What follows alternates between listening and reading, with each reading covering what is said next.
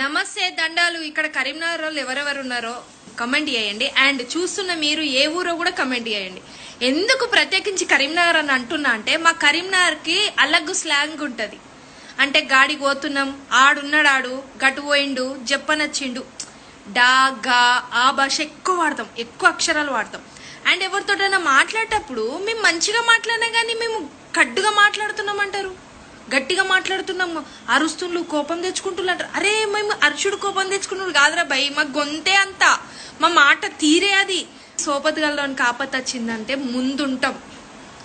అరే మామ గిదిరా ఇదే అని చెప్పేసి అంటే నీకెందుకు ఫికర్, ఎవరేమన్నారు చెప్పు, వాళ్ళతో మాట్లాడతాం మేము అని చెప్పి మందలిచ్చి సంధాయిస్తాం మేము. అట్లాంటి వాళ్ళం. మా గొంతు గట్టిగా ఉంటదేమో కానీ మా మనసులా కల్మషం ఉండదు. ఒకరి మీద పగ పెట్టుకొని ఇది కాము మేము. మా కరీంనగర్ వాళ్ళు ఎట్లా అంటే పానమిసం దోస్తాన్ చేస్తే ఒక్కసారి వాళ్ళు చక్కగా లేరు, కరెక్ట్గా లేరు అనిపించింది అనుకో, ముఖం కూడా చూడం. అంత కడ్డుగలం మేము తెలుసా. ఎందుకు చెప్తున్నా అంటే అరే మంచిగా మాట్లాడినా కానీ మీరు ఎందుకు అంత గట్టిగా మాట్లాడతారంటే కాదురా భయం, మేము కరీంనగర్ వాళ్ళం అంతే.